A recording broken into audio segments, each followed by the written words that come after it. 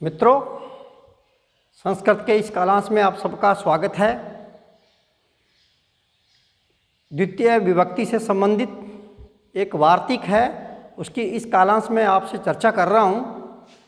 वार्तिक है अकर्मक धातु वियोगे देश कालो भावो गंतव्यो अध्वा च कर्म संज्ञक इति वाच्यम। पुनः सुनिए, वार्तिक है अकर्मक धातु भी योगे देश कालो भावो गंतव्यो अध्वा च कर्म संज्ञक इति वाच्यम। आओ देखते हैं ये वार्तिक क्या कहना चाहता है। ये वार्तिक कहना चाहता है कि अकर्मक धातुओं के योग में, क्या सकर्मक नहीं, मात्र अकर्मक धातुओं के योग में देश, समय, भाव तथा गंतव्य मार्ग को बतलाने वाले शब्दों की कर्म संज्ञा होती है। पुनः सुनिए अर्थ को।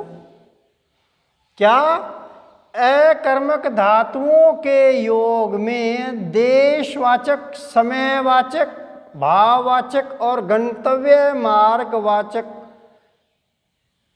को बतलाने वाले शब्दों की कर्म संज्ञा होती है। इन शब्दों की मित्रों कर्म संज्ञा होती है।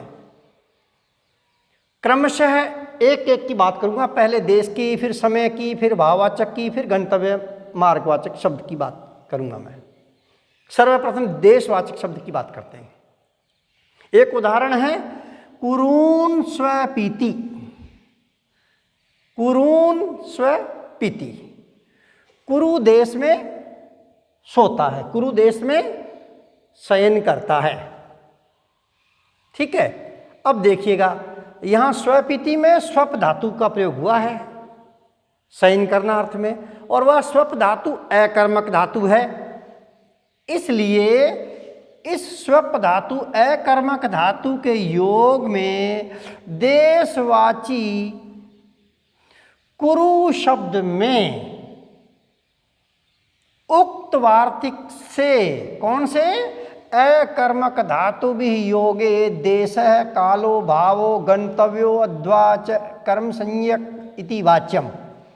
इस वार्तिक से मित्रों कर्म संज्ञा होकर हो जाती है कर्म संज्ञा, और कर्म संज्ञा होने पर कर्मणि द्वितीया सूत्र से इसमें द्वितीया भक्ति आ गई।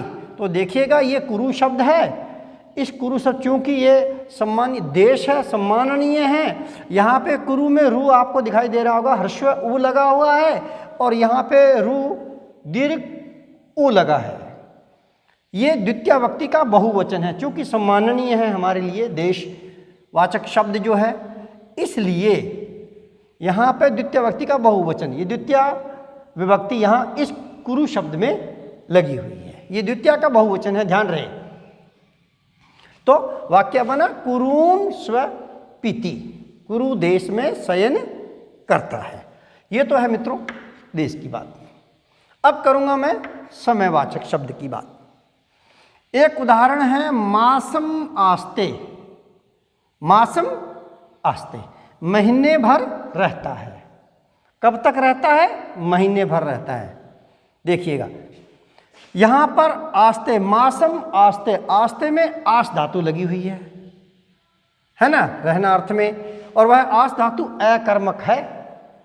इसलिए आस धातु अकर्मक के योग में उक्त वार्तिक से, कौन से, अकर्मक धातु भी योगे देश कालो भावो गंतव्यो अध्वा च कर्म संज्ञक इति वाच्यम। इस वार्तिक से मित्रों कर्म संज्ञा होगी किसकी? मास शब्द की। और मास शब्द की कर्म संज्ञा होगी चूंकि यह कालवाची शब्द है ना, समयवाचक शब्द है मास, इसलिए इस मास की कर्म संज्ञा होगी, और कर्म संज्ञा होने पर कर्मणि द्वितीया से द्वितीया भक्ति आई, तो बना वाक्य मासम आस्ते। वाक्य बना मास मासते। ठीक है। तीसरा उदाहरण है भाववाचक का करूंगा। और देखते हैं भाववाची शब्द है क्या, गोदोहम आस्ते। उदाहरण है गोदोहम आस्ते। क्या उदाहरण है, गोदोह आस्ते। गो दूहने के समय तक रहता है, जब तक गाय दूही जा रही है तब तक रहता है, ऐसा है इसका अर्थ। देखिएगा यहाँ आस्ते धातु है, आस्ते में आस धातु लगी है, लट लकार प्रथम पुरुष का एक वचन है आस धातु में। ये धातु आस धातु अकर्मक धातु है, तो इस आस धातु अकर्मक धातु के योग में मित्रों भाववाची जो शब्द है गोदोह, ये भाववाचक शब्द है। इस गोदोह शब्द में उक्त वार्तिक से, कौन वार्तिक से, अकर्मक धातु भी योगे देश कालो भावो गंतव्यो अध्वा च कर्म संज्ञा इति वाच्यम। इस वार्तिक से इसकी कर्म संज्ञा हो गई, और कर्म संज्ञा होने पर कर्मणि द्वितीया से गोदोह में द्वितीया व्यक्ति आ गई। ये होगी भाव की बात। अब अंतिम उदाहरण है गंतव्य मार्ग का। देखिएगा गंतव्य मार्ग का उदाहरण देखिएगा क्या है, क्रोशम आस्ते। क्रोशम आस्ते कोस भर है। किसी ने पूछा कितनी दूर है भाई यहाँ से, तो उसने कहा कोस भर है।